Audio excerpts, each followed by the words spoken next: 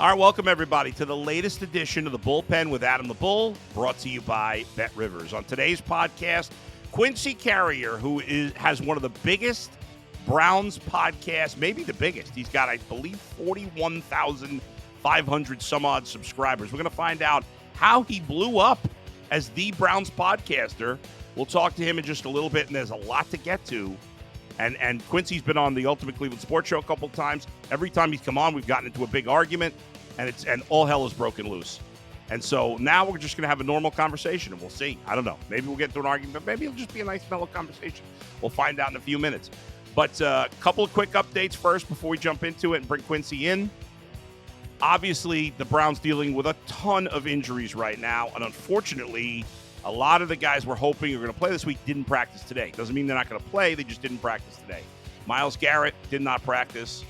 Amari Cooper did not practice. Juan Thornhill did not practice. Denzel Ward did not practice. Obviously, DTR did not practice. He's in the concussion protocol. And Joe Flacco will start if DTR can't go, which we're happy about that over P.J. Walker. So, and that's just a few. The Browns have dealt with, in past years, fans have complained about injuries. And I said, the Browns got their fair share, not any more than anybody else. This year, it's been absolutely ridiculous. In a year that they had have a really good team, and who knows how many more injuries they can take. So we'll get into all that. Get extra value this football season with Bet Rivers Squares. Went up to $10,000 in bonus money. Bet $10 in same-game parlays on any game with the Squares icon to earn a square. Quincy Carrier is going to join me next. This is the Bullpen with Adam the Bull, brought to you by Bet Rivers. You're watching Adam the Bull on the Bet Rivers Network. All right, we bring in Quincy now. Quincy, how are you, man? Good. How you doing today, Bull? I'm doing great. I mean, I'm doing all right, but the Browns' injuries are just, you heard me go through the list. You know the list. You're doing a podcast every day. This is just crazy at this point. It's absurd how many injuries this team. It's really, honestly, credit to the coaching staff, which often gets maligned, that this team with the injuries they've dealt with should not be 7-4. It's a miracle that they're at 7-4, right? And I don't feel like that has been super appreciated by some fans. And it's like, man, this is best case scenario. Like, if I told you all of this would have happened in August, no shot anybody. Like, even Mr. 6-0 me with Deshaun Watson is not going to sit here and be like, no, they're going to be 7-4 at this point. This is an incredible result that this team has willed their way into. And it speaks to, like, the roster is deep. You do have guys to step up in certain spots. And that says a lot to, like, hopefully, some of these young guys stepping up. That says more to what this team could be in the future as well. You've got guys like Jerome Ford being able to step up a little bit in the absence of Nick Chubb. So maybe next year he's ready to be more of a compliment to him than it looked like it was at the beginning of this season. But yeah, just considering everything, to be at 7-4 and to, like, be at the point to where we're seriously talking about playoffs, not like, oh, if this, then that. It's just, we just went a couple games ahead of us. We feel like the Browns can have a good chance to make the playoffs, if not a pretty solid chance, honestly. When the season started, you thought the Browns had a chance to be a really good team, but we didn't. We knew they had added a lot of players on defense, but until we saw them play, we didn't know how good they were going to be because they were so bad last year. You didn't know. And then as the season started, and we saw how good this defense was, well, all of a sudden it became, well, not only can the Browns make the playoffs, maybe they can win the Super Bowl. I think right now, just making the playoffs, even if they lost in the first round, would be an incredible accomplishment for this team. Because, as you said, if we would have said in the beginning of the year, Deshaun Watson's going to play, what did he play, 5 games? Whatever it was. Yes. Yeah, 5 games. If you don't count the Indy game. And Nick Chubb's going to essentially miss the whole season. And you lost your right tackle to start the year. And your backup right tackle's now been banged up for a few weeks. And your left tackle's been out for a month. And this guy's hurt. And Denzel Ward's missed a couple of games. And on and on and on and on and on. You would have never in a million years thought under those circumstances the Browns can. I mean, the Deshaun Watson and Nick Chubb injuries alone, just those two, you would have said no chance the Browns make the playoffs with those two guys hurt. But they've been resilient, and it's remarkable. What do you make of it? Like, what do you think is the number one reason? I mean, the makeup of the team, the character, the coaching. What is your reason for their being so as successful as they've been? We always talk about it being an offensive league, and I think that lends us to like kind of discard defense as if it's not important anymore. But the one thing that gets forgotten, yes, offense gives you that ceiling. That gives you that championship ceiling.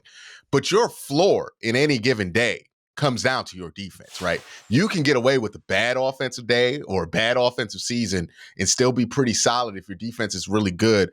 And I mean, look no further than the rest of the AFC North, who the reason they've been so consistent, stable is they've always had good defense, especially Baltimore and Pittsburgh. Pittsburgh, especially, Mike Tomlin's never really had a terrible defense. Part of the reason he's never gone under 500. He also had Ben Roethlisberger for the bulk of that time too. But I think defense, having a really good defense really does give you a lot of room for error on offense, and it does give you a higher floor as a football team when your defense is that good. Now, if you're a disaster on the offensive side of the ball, and look, the Browns aren't a productive offense, and they were a turnover-heavy offense, and they were fortunate to get out of those first 5 or 6 weeks where they had like 13 turnovers with a positive record. Mm-hmm. And now, since they've gotten out of there, they haven't really turned the ball as much after Deshaun came back the second time. Well, until PJ really Walker went out there. Yeah, until PJ came in and fumbled the ball 3 times in a row, right? So we don't expect that to continue. But defense has really been the key of it. I think it does raise your floor when you have a really good defense. And another thing, Bull, think about how many guys have been on this team forever versus like what it was before 2018. Oh, God. Like David Njoku's on his second contract. Like we don't even have the time to go through all the guys that are on the second contract, been here for a while, been developed here, been playing around each other. And when you have a team like that, they know each other really well. They know what they need to do to step up. And you get some of that locker room stuff as well. I mean, I think the stability that they've had has bought them this, and the defense that they have has bought them this. And you're seeing the Browns act like an AFC North team, which is, hey, stuff goes wrong, still can find a way to win. Yeah, it's a good point. I mean, really from the Derek Anderson year, from after that one Derek Anderson year until Stefanski and then Baker, it was a decade of almost no second contracts. It was a decade of let's overpay some mediocre veteran who, is doing nothing, like a Dwayne Bowe. It was awful. They had any injury. They had any injuries. They had no chance because their starters weren't even that good.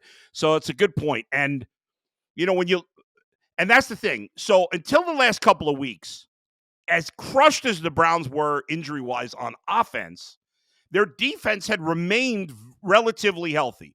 Greg Newsome had missed a little time, but, he's a little further down the importance chart of their defense. Important, but not as important as a lot of other guys. But now in the last couple of weeks, we've seen Anthony Walker get hurt, arguably their best linebacker, either him or JOK. You've seen Denzel Ward now miss a game, obviously their best DB. Thornhill's gotten hurt, and, of course, the biggest one of all, Myles Garrett. How much, we don't know yet who of those guys is going to play, and even if Myles Garrett's toughest as they come. So my assumption is I'm just going to assume he's going to play because that guy's an animal. He's just going to play no matter what. But I don't know how effective he's going to be. He's not going to be 100%. How concerned are you that the defense will be able to keep up their high standard with a banged up Myles Garrett and potentially no Denzel Ward again? I think they'll be able to maintain a level of that standard. Will they be like the team that keeps multiple teams under 100 yards total offense without 100% Myles Garrett? I don't know. It's hard to say, right? And what is 100% with Myles Garrett? Because we've seen him flip a car over and then he just needs a game or two to get back to being him. And then it's just normal. So you just never really want to count him out no matter what, as long as he's suited up out there. Yeah. Also, another thing, having a guy like Myles Garrett, it might not even matter that he's 100% because just his presence, teams aren't going to play around with that, right? Nobody's going to leave him one-on-one, so you're still going to get the benefits of having Myles Garrett out there. But yeah, this is a time for some of the other pieces to step up, and we've seen that in the San Francisco game. Myles didn't have a sack in that game, but Dalvin Tomlinson was all over the field, right? Yeah. So Darius Smith is somebody I'm looking at hey, this is the time for you to start to get back to your normal numbers, because if you look at the sack numbers, the pressure numbers, they're all below what you would expect for Zadarius Smith to be at. especially with the help that he has, just with the attention that Myles Garrett gets. So that's somebody I would look at to say, hey, now it's the time to step up, right? In the absence of all-world Myles, and if he's just really, really good Myles, we need you to step up in that moment, right? Greg Newsome, up and down, right? Sometimes he's really good on that outside corner spot. Sometimes he's not. I think the issue with the secondary isn't necessarily Greg. It has a lot to do with Denzel not being out there, because then Greg can't be in the slot. And Mike Ford just isn't it. No. I think he's probably the worst cover corner you have on the roster. And teams are exploiting that, right? Like, your fear of Mike Ford getting left alone in that slot has let things happen in that secondary, especially if you're not able to get pressure in the time that you're used to getting pressure, especially with as much man as Jim Schwartz likes to play. So I think they'll still be a good defense. I think the pieces are there. They're still a really deep defense. They still have a lot of impactful players. I think Taki steps in really nice at that Mike linebacker role. I think that, you have Za'Darius, you have Dalvin Tomlinson. This is why you added pieces around Myles, so that it doesn't completely go away if Myles isn't out there. And this week, it might not be you need a Herculean effort from Myles Garrett. Next week versus Trevor Lawrence might require something like that, right? But this week, it might not. But you got to just play to the best of your ability. And I think that this defense, with or without Myles Garrett, is still good. Obviously, they're all world when they have Myles Garrett at the peak of his powers. Yeah, some of those other guys you mentioned have not been as productive, especially lately. I feel like the two most productive front seven players besides Myles lately have been Ogbo and JOK. And I wanted to, first of all, I want to know if you agree or disagree with that. Number two, well, why don't you go with that first? Because then I'll follow up with something else. But do you agree that those? I would add Dalvin to that list. I think Dalvin's been pretty productive. I think he just recently had the multiple sack game a couple weeks ago. So I would add Dalvin to that list. Yeah. He's been a pretty productive player, even though he's been a little on and off when it comes to some of his run defense responsibilities. Yeah. And the same thing can be said about JOK, right? Like, sometimes JOK plays the best football game you ever seen, and then sometimes you give up 200 yards because JOK is just doing whatever he wants to. So it's kind of hard to gauge with guys like that where they're up and down kind of consistently. But I think you're dead on with Obo. He's been a great player the last 4 weeks, like really great player. And there's another guy who's going to have to step up. He's already kind of stepped up in the absence of Myles. Had that big stop against Denver to force a field goal, which let you only be down 5 points. Unfortunately, DTR gets knocked out the game. Wheels completely fall off the wagon after that. Yeah. But still somebody who really stepped up in a big moment, made a play when nobody really was on that defensive line. Let me ask you about DTR. I think he's made a pretty solid improvement from that, first game against Baltimore where he was put in a terrible spot to 2 weeks ago to this week. I liked what I was seeing from him. What do you think about what you've seen from him? Do you see the steady improvement, or you think I'm overrating it? I'm encouraged. No, I'm encouraged. He has very nice ball placement, like not your average ball placement at times. Like, he can just really fit the ball into some tight windows. The arm strength is an interesting thing with DTR because he can throw that ball as fast as anybody, and he could put it on a rope as well as anybody. The issue is when he has to layer the football and throw it deep or let it float a little bit. He has no control on that. And that's something for him to work on in the future. But the raw talent's there. And what I've been most impressed by with DTR is his ability to process and make good non-turnover-y decisions, right? Like, he is processing the game very fast. He's making good decisions. He's throwing accurate footballs. And he's a really good athlete. Like, I realized when I watched some of his college tape, I did not watch a lot of Pac-12 football because I was looking at some of the stuff he was doing over there. Yeah. And I was like, oh my goodness, like, how is nobody talking about this guy? Yeah. Because he had some crazy highlights in the Pac-12, Power 5 football. So he is a intriguing player because the ball placement stuff's there, the accuracy can be there, and I think the processing stuff is really good there too. So yeah, I'm encouraged with what I've seen by him. I wish he could play this week, or at least have a full week of practice and play. Yeah. Now it's kind of a weird situation where he might not be able to practice. Who knows how much he can really study if he's coming off concussion protocol, because he might just have some like headaches. So I don't know if this is the week to put him back in there, but I do think that you probably get to your ceiling as an offense with DTR in there because I think he has the most potential to be a game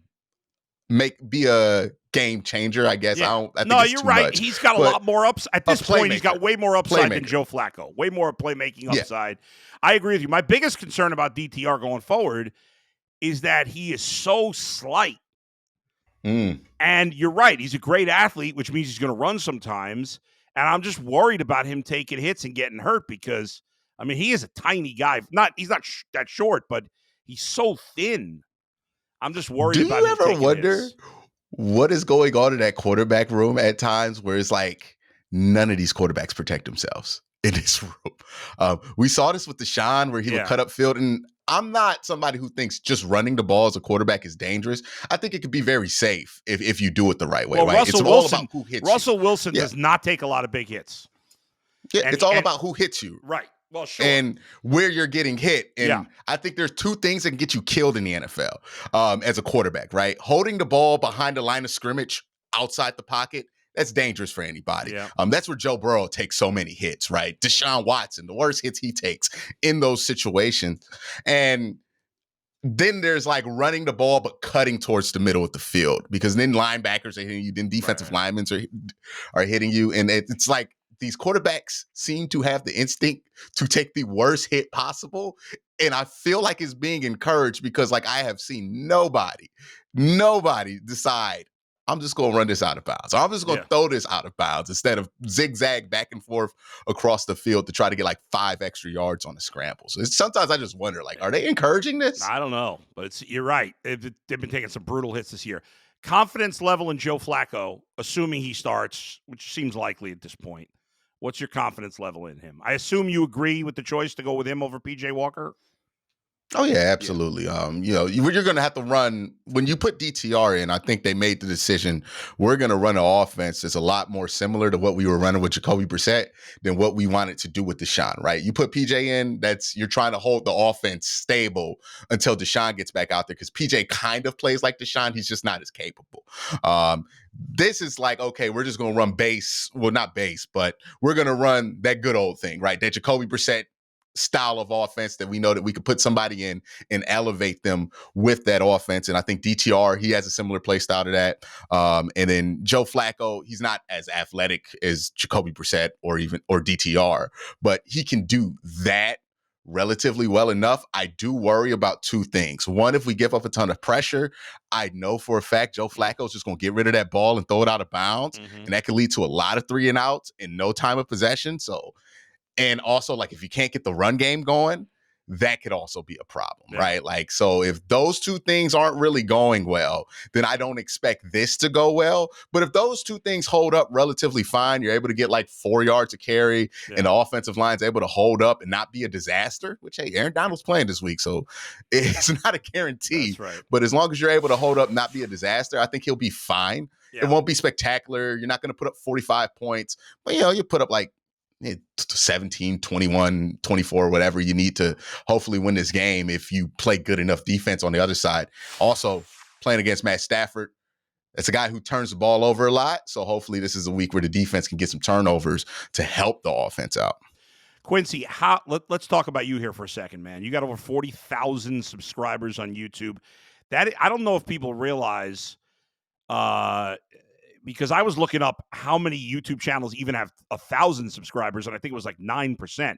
So at 40,000, I don't know if you know the exact number. I'm guessing it's less than 5% of YouTube channels. Do you know the exact number that have 40% or more, 40,000 or more? I do not. I'm guessing it's like under 5. 3% or something like that. Yeah, maybe even 3%. So it's not like you came from a TV studio or radio. Like, you have developed this brand on your own. It's quite impressive. How did this tell me how you did it? It's funny how it started, right? Because one day I was watching a Colin Cowherd video. I believe he was comparing Baker Mayfield to RG3 and Andrew Luck to Sam Darnold. And it was in the middle of the season. Like, we had already seen what Sam Darnold was. And at the time, we were kind of into the potential of Baker Mayfield.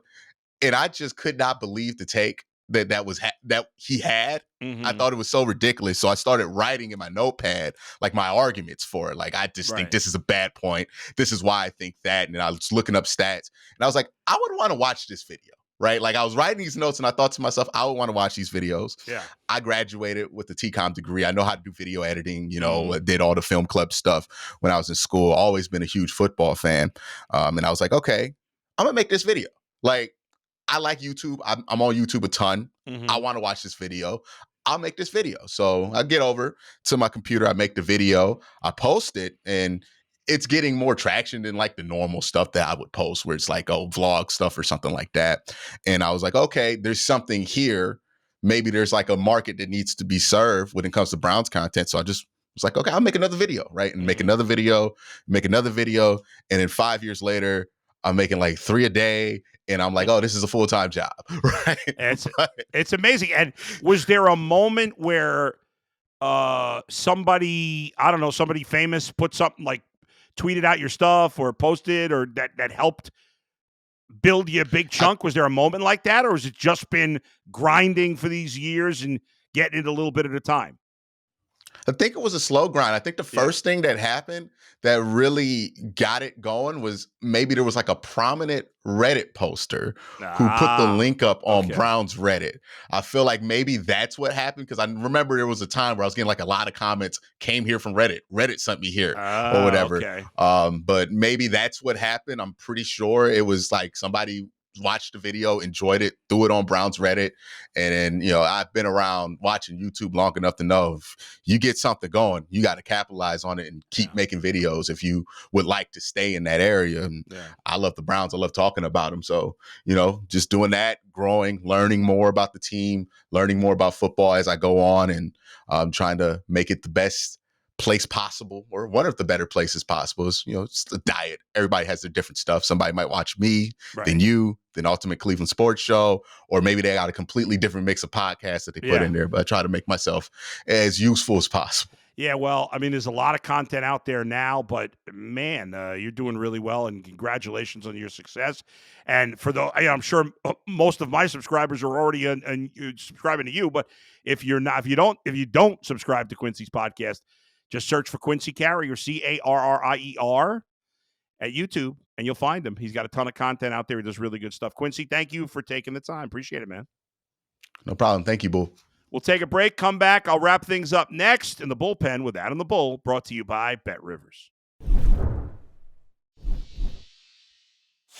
All right, welcome back. Good stuff with Quincy Carrier. Good to talk with him. It's a pretty cool story, man. It's now there's other way. It used to be you had to go down certain avenues to get noticed, and now you can make your own way. And if you hustle and work hard, people can do it. You can have success. You could make a career out of something. And he's really hustled and done good work. So congratulations. It's well done. All right. Last podcast before the game, so let me give you my pick. I got it's hard to make the pick, honestly, because I don't know who's playing. But I'm going to go with the Browns plus 3.5. This game opened at 4.5. It's gone down to 3.5 as some of the money has gone on the Browns. I said earlier in the week that I'd be leaning towards the Browns if it would DTR or Flacco and not PJ Walker. It does look like it's going to be Flacco.